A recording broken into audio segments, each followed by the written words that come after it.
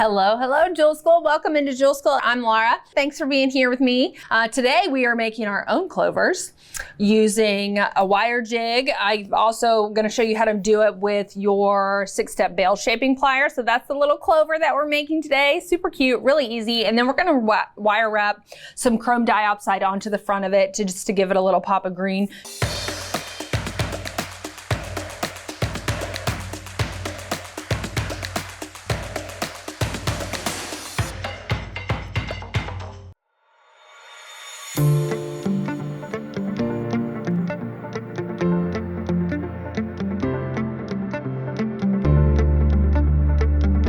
Let's talk about what we are using today. I've got my wire jig. We're also using wire from the wire kits. Any 20 gauge wire you have will do. Gold and green together are perfect, especially this chrome diopside. 2mm faceted chrome diopside. It's this really bright green color that I just think really pops off of that gold. To wire wrap our chrome diopside onto our clover, we're using 26 gauge. You can use 28 gauge if you have it. Just a thin, small gauge wire to wire wrap that on there. And then I've got some chain and some jump rings and clasps to make a necklace. Whatever chain you have, whatever chain you like to use that. Tool-wise, I got a lot of tools here. I've got 2 chain nose pliers, a round nose plier. I've got my 6-step bale shaping plier and my flush cutter. So you'll see right here, I've got 2 different examples. I made a really big clover, and then I did the little smaller one that we are gonna make today. But you can, I just wanted to show you can scale it up or down, but however you want based on your style. You know, if you did a bigger one, it would be cool to wire wrap some chrome diopside kind of around the whole thing. So I was playing around with making it, and I was playing around with portion of the clover leaves and the sizes. And I just wanted to show you guys some different variations. So I'll show you guys how we make the loop at the top and do the coil there, but just all different kinds of options that you could do once you nail down the clover pattern. It's really easy. So for that, like I said, we're gonna use our 20 gauge wire here. So I'm just gonna pull myself some 20 gauge wire, straighten this out. We don't need a ton, but I want enough to be able to work with it. I like to have a little excess when I'm doing wire wrapping. So it's a lot easier on my hands, and I end up with a better looking piece overall when I've got plenty of wire to work with. So I'll show you guys how to do it on the jig, and then I'll show you how to do it with your 6-step bale shaping plier. So we're gonna make a big one on the jig, and I'm just gonna cut myself about maybe a foot, a little over a foot. You guys know me, I don't ever measure. Okay, so one thing that's gonna be important with this is we're gonna leave ourselves like a couple inches of wire on the outside of our clover. We're gonna use that to make our loop. So just make sure that you've got a good amount of wire there kind of sticking out of the top of your clover. And we're gonna come around our top peg here to the left. And then we're gonna come around, there we go. We're gonna come around this, no, we're gonna come around this way.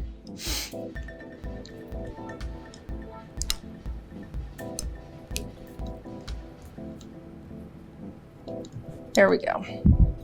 So then we're just gonna crisscross these and just give them a nice tug there. Make sure you've got some nice round clover edges there. And then we are ready to close this off. So the difference is gonna be with your, there's gonna be a little bit of difference in the overall look with your wire jig and your bale shaping plier, and I'll show you guys kind of the difference there once we get both of them done. So we're gonna pick one of these to be our loop wire, and then we're gonna grab the other one. So I've got the whole thing kind of pinched together here with my fingers, and I'm gonna come around that wire with my other tail, just like twice, just to kind of secure the whole thing. There we go. Sorry, my necklaces are making it hard to see. So that just kind of secures the whole thing. I'm just gonna work on flattening it a little bit. And then we'll trim that tail off there. And now we are ready to make a loop above our Clover. So we'll grab our round nose pliers and we're gonna grab right above that loop there, or the coils, and we're gonna make a loop. And you might, if you're gonna slide a chain on this, you might wanna make, you know, a decent size, like a little bit bigger loop. That way you can slide your chain in and out. And we will go ahead and close that off with a couple coils.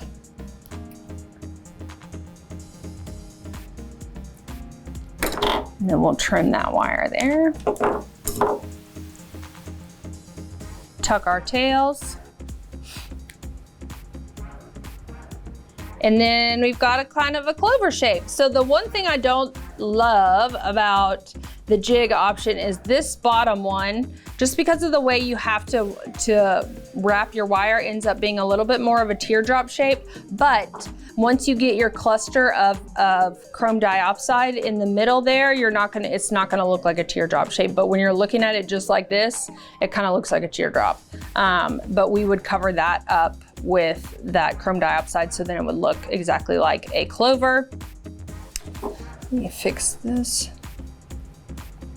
So yeah, so really easy to do with a wire jig, and just as easy to do with our 6-step bell shaping plier. So I will show you guys how we do that. The one thing about the wire jig is you can use the same size pegs, and you get that one of them, that one down at the bottom, the clover leaf, ends up looking a little bit bigger, which I like, just to kind of give it a little bit of dimension. We're gonna recreate the same effect, but using different sizes on our 6-step bell shaping plier. So just gonna be a little couple extra movements there. So we're gonna cut some more 20 gauge wire off here. Again, we're gonna flatten it out with our nylon jawed pliers. Okay, so same thing. So I'm gonna start with the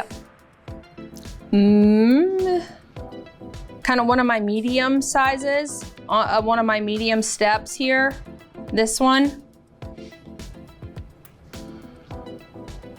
And I'm gonna make a coil, leaving myself, again, a nice tail there. I'm gonna come all the way around until I have a loop like that. Then I'm gonna come down my wire, and I'm gonna use the next size up on my bell shaping plier. That again is giving us kind of that different sizing in our leaves. And then I'm gonna come back to the smaller of the two of my middle sizes on my plier. And now we have got our clover shape. See how it's a little bit less of a teardrop shape and a little bit more of a circular shape there? That's just the difference in the tools, really. Not a whole lot you can do about it. So just depending on what you like, what your style is, you can pick between the two. Okay, so again, same thing. We're gonna come up with one of our wires, and then we're gonna grab the other tail, just making sure you're pinching this real tight and keeping a hold of it so that it doesn't deform when you're wire wrapping here. So we're just gonna come around a few times here with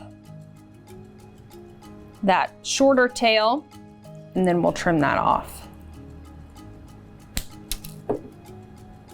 with our flush cutters, and then just pinch that off.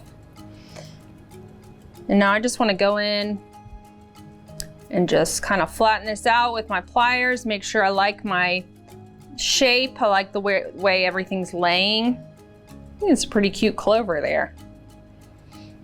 And then we'll make our loop up here at the top. Again, I'm gonna do a decent sized loop so that I can make sure that my chain's gonna slide in there.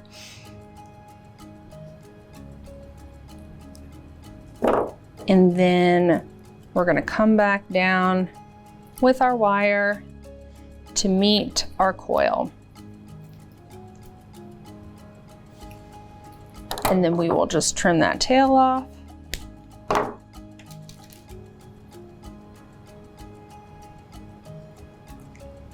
Like that. So now we are ready to add some chrome diopside. So we're gonna add a little color to this clover.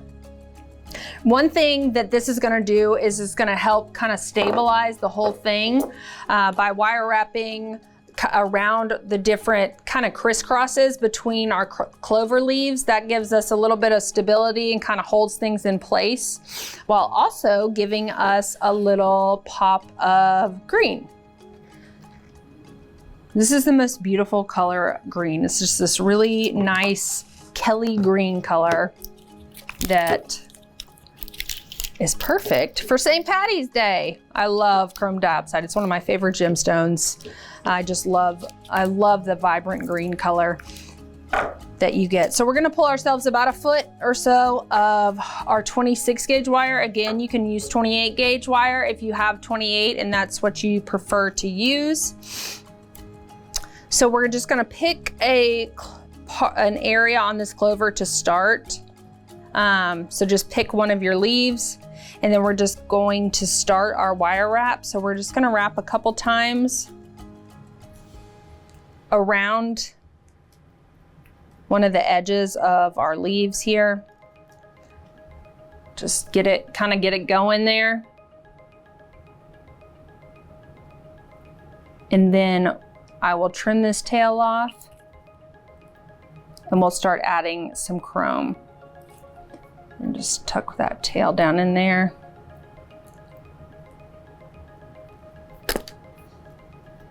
So one thing that I'm doing also is kind of covering up this crisscross section in the middle, which can look a little busy.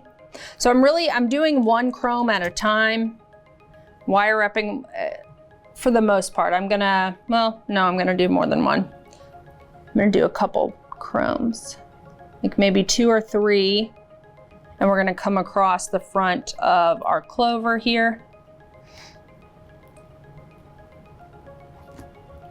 So we're just gonna kind of come down across the front. Maybe I'll just stick with 1, 2. And then we're just gonna build kind of on top of each other. So we're just kind of sewing back and forth, like crisscrossing over the top of our clover and adding green where we feel like we need it. And add another chrome.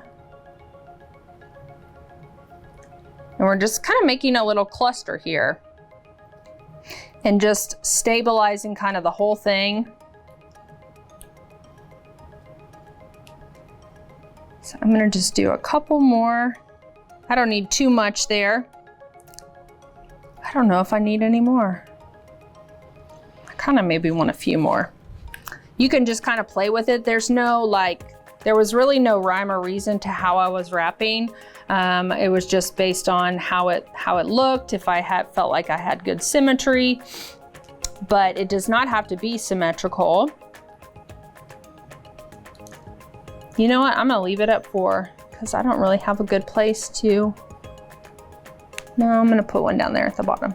Okay, so I'm gonna do one more down there at the bottom and then I will finish this off. So I'm gonna go, so I've got my last one on there and then I've got my wire here and I'm gonna come through this clover leaf.